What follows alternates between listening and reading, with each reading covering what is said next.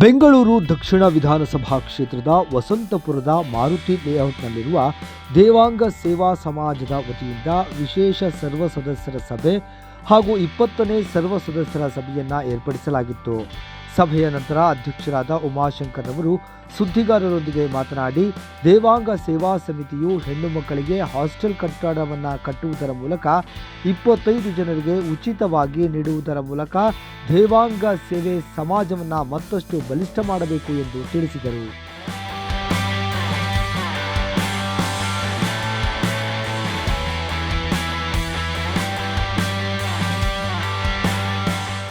ಸಮಿತಿಯಿಂದ ಇವತ್ತು ಸರ್ವ ಸದಸ್ಯ ಸಭೆ ನಡೆಸಿದ್ದೀರಾ. ಸೊ ಏನು ಒಂದು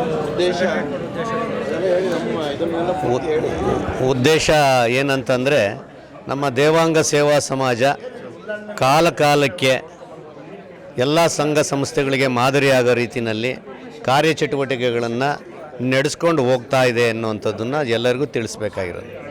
ಲೆಕ್ಕಪತ್ರಗಳು ಅಥವಾ ಯಾವುದೇ ರೀತಿಯಾದಂಥ ಸರ್ಕಾರದಿಂದ ಪರ್ಮಿಷನ್ಗಳು, ಲೈಸೆನ್ಸ್ಗಳು ಎಲ್ಲದನ್ನು ತೊಗೊಂಡು ಅಪ್ ಟು ಡೇಟ್ ಇದೆ, ಅದರ ಪ್ರಕಾರ ನಡ್ಕೊಂಡು ಹೋಗ್ತಾ ಇದೆ ಅನ್ನುವಂಥದ್ದನ್ನು ಎಲ್ಲರಿಗೂ ತಿಳಿಸ್ಬೇಕು ಅನ್ನೋ ಉದ್ದೇಶದಿಂದ ಎಲ್ಲರನ್ನೂ ಕರೆದು ಈ ಸಭೆ ಮಾಡಿದ್ವಿ. ಇತ್ತೀಚಿನ ದಿನಗಳಲ್ಲಿ ಸಂಘ ಸಂಸ್ಥೆಗಳಲ್ಲಿ ಜನಗಳ ಆಸಕ್ತಿ ಕಡಿಮೆ ಆಗಿದೆ.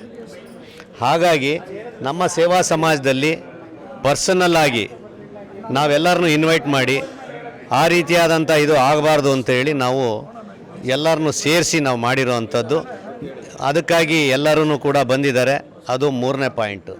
4ನೇದಾಗಿ, ಇಡೀ ರಾಜ್ಯದೊಳಗೆ ನಾವು ಹೆಣ್ಣು ಮಕ್ಕಳಿಗೆ, ಬಡ ಹೆಣ್ಣು ಮಕ್ಕಳಿಗೆ ಒಂದು ವರ್ಷಕ್ಕೆ 50 ಜನ ಹೆಣ್ಣು ಮಕ್ಕಳಿಗೆ ಉಚಿತವಾಗಿ ಕೊಡ್ತಾ ಈ ಒಂದು ಸೈಕಲ್ನ ಜನ್ರೇಟ್ ಮಾಡಿ 10 ವರ್ಷದಲ್ಲಿ ಒಂದು 200ರಿಂದ 250 ಬಡ ಹೆಣ್ಮಕ್ಳಿಗೆ, ಪ್ರತಿಭಾನ್ವಿತರಿಗೆ ಉಚಿತವಾಗಿ ವಿದ್ಯಾರ್ಥಿ ನಿಲಯ ಅಥವಾ ವಿದ್ಯಾಭ್ಯಾಸದ ಖರ್ಚು ಅಥವಾ ಅವ್ರು ಯಾವುದೇ ಫೀಲ್ಡಲ್ಲಿರಲಿ ಅದಕ್ಕೆ ಸಹಕಾರ ಆಗುವಂಥ ಇದರೊಳಗೆ ತಿಂಗಳಿಗೆ 2,500 ರೂಪಾಯಿಗೆ 10 ವರ್ಷಕ್ಕೆ 25,000 ರೂಪಾಯಿಗೆ ಏನು ಖರ್ಚು ಬರುತ್ತೆ ಅದನ್ನು ಅವ್ರು ಎಲ್ಲಿರ್ತಾರೆ ಅಲ್ಲೇ ಕೊಡುವಂಥ ವ್ಯವಸ್ಥೆ ಮಾಡಬೇಕು ಅಂತ ಹೇಳಿ ಎಲ್ಲ ದಾನಿಗಳು, ಸಂಘ ಸಂಸ್ಥೆಗಳವ್ರನ್ನೆಲ್ಲ ಕರೆದು ಅವರ ಸಹಕಾರವನ್ನೆಲ್ಲ ಕೋರಿ ಮುನ್ನಡಿಬೇಕು. ಇದೊಂದು ಕೆಲಸನ ನಾವು ಟಾರ್ಗೆಟ್ ಇಟ್ಕೊಂಡು ನಾವು ಮಾಡಬೇಕು ಅಂತೇಳಿ ಈ ಹಾಸ್ಟೆಲ್ನ ಕಟ್ತಾಯಿದ್ದೀವಿ.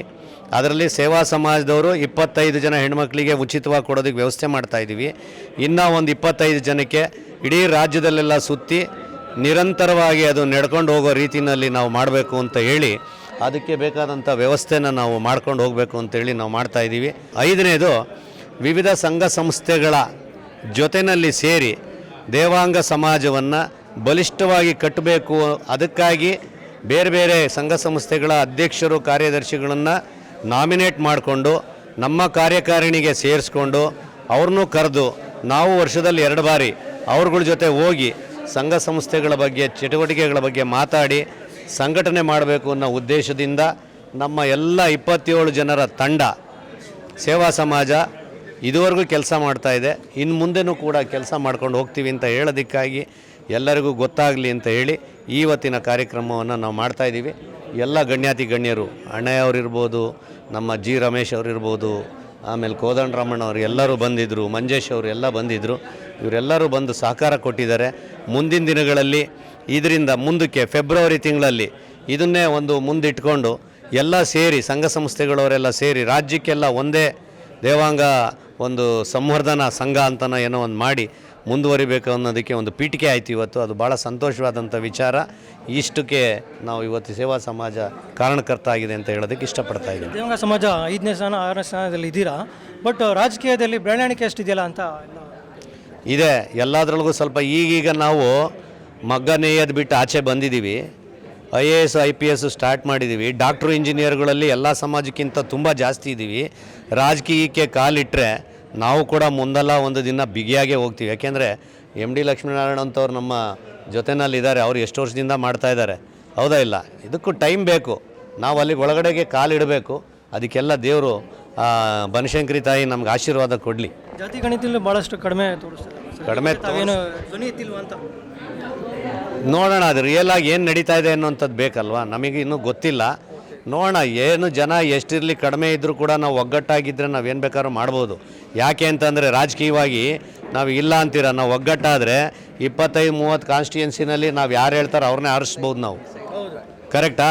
ಆ ಒಗ್ಗಟ್ಟು ತರುವಂಥ ಮಾಡಿದ್ರೆ ಒಂದೊಂದು ಕಾನ್ಸ್ಟಿಟ್ಯೂನ್ಸಿಲಿ ಒಬ್ಬೊಬ್ಬ ಲೀಡ್ರ್ ಬಂದರೆ ಅವರೇ MLA ಬದಲು ಅವರೇ ಸ್ಟ್ರಾಂಗ್ ಆಗಿರ್ತಾರೆ.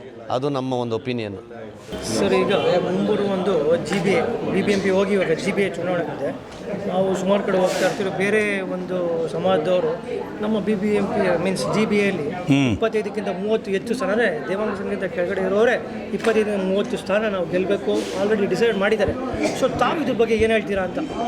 ಇತ್ತೀಚೆಗೆ ಗ್ರೇಟರ್ ಬೆಂಗಳೂರು ಮಾಡಿದ ಮೇಲೆ 198 ಇದ್ದಿದ್ದು ಈಗ 392 ಕ್ಷೇತ್ರಗಳಾಗಿ ವಿಂಗಡಣೆ ಮಾಡಿರ್ತಕ್ಕಂಥದ್ದು. ಹಾಗಾಗಿ 2 ಪಟ್ಟು ಜಾಸ್ತಿ ಆಗಿರ್ತಕ್ಕಂಥದ್ದು. ವಿಶೇಷವಾಗಿ ಇಂದು ಕೂಡ ಬೆರಳೆಣಿಕೆಯಷ್ಟು ನಮ್ಮ ದೇವಾಂಗ ಸಮಾಜದ ಕೆಲವರು ಆಯ್ಕೆಯಾಗಿದ್ದರು. ಈಗ ನಾವು ಎಲ್ಲ ಪಕ್ಷಗಳಲ್ಲಿ, ಏಕೆಂದರೆ ಒಂದೇ ಪಕ್ಷದಲ್ಲಿ ಯಾರೂ ಕೂಡ ಇಲ್ಲ, ಎಲ್ಲ ಪಕ್ಷದಲ್ಲೂ ಇರ್ತಕ್ಕಂಥ ಒಂದು ಸಂದರ್ಭದಲ್ಲಿ ಕನಿಷ್ಠ ಏನು ಬೆಂಗಳೂರಿನಲ್ಲಿ ಒಂದು 25 ಜನ ಕಾರ್ಪೊರೇಟರ್ಗಳಾಗಲಿಕ್ಕೆ ಒಂದು ಪ್ರಾಮಾಣಿಕವಾದಂಥ ಒಂದು ಸಭೆಯನ್ನು ಮಾಡೋದ್ರ ಮೂಲಕ ಯಾರ್ಯಾರು ಆಸಕ್ತಿ ಇದೆ ಅವನ್ನೆಲ್ಲ ಕರೆಸಿ, ಎಲ್ಲ ಪಕ್ಷದಲ್ಲೂ ಕೂಡ ಅವ್ರನ್ನೆಲ್ಲ ಕರೆದು ಅವ್ರಿಗೆ ಆದಂಥ ಒಂದು ಸಲಹೆ ಸೂಚನೆಯನ್ನು ತೆಗೆದುಕೊಂಡು ಒಂದು ಮಾಡಲಿಕ್ಕೆ ಪ್ರಾಮಾಣಿಕವಾದಂಥ ಒಂದು ಪ್ರಯತ್ನ ನಡೀತಾ ಇದೆ.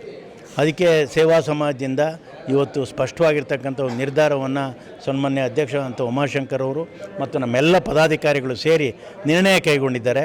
ಆ ನಿರ್ಣಯ ಖಂಡಿತವಾಗಿ ಕೂಡ ಕೈಗೊಡುತ್ತೆ ಅಂತಕ್ಕಂಥದ್ದು ತಮ್ಮ ಮೂಲಕ ಹೇಳಲಿಕ್ಕೆ ಇಷ್ಟಪಡ್ತೇನೆ. ನೀವು 50 ಲಕ್ಷದಿಂದ 60 ಲಕ್ಷ ಜನಸಂಖ್ಯೆ ಇದೆ ಅಂತ ಹೇಳ್ತಿದ್ದೀರಾ, ಬಟ್ ಜಾತಿ ಗಣತಿಯಲ್ಲಿ ಇನ್ನೂ ಅದು ಅಧಿಕೃತವಾಗಿ ನೋಡಿ, ಜಾತಿ ಜನಗಣತಿಯಲ್ಲಿ ಆಗಿರ್ತಕ್ಕಂಥ ಮೋಸ 2014 ಪ್ರಾರಂಭ ಆಗಿ 24 ತನಕ ಈ ಸರ್ಕಾರ ಬಿಡುಗಡೆ ಮಾಡದಲ್ಲೇ ಇರೋ ಕಾರಣ ಅನೇಕ ನ್ಯೂನತೆಗಳಿದೆ.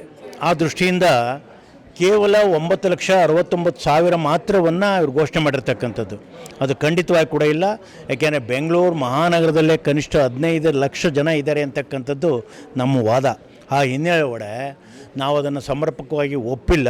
ಮುಂದಿನ ದಿನಮಾನಗಳಲ್ಲಿ ನಮ್ಮದೇ ಆದಂಥ ಓನ್ ಸರ್ವೆನ ಮಾಡಿಸಿ ನಾವು ಸ್ಪಷ್ಟವಾಗಿರ್ತಕ್ಕಂಥ ಚಿತ್ರಣವನ್ನು ಕೊಡ್ತೇವೆ.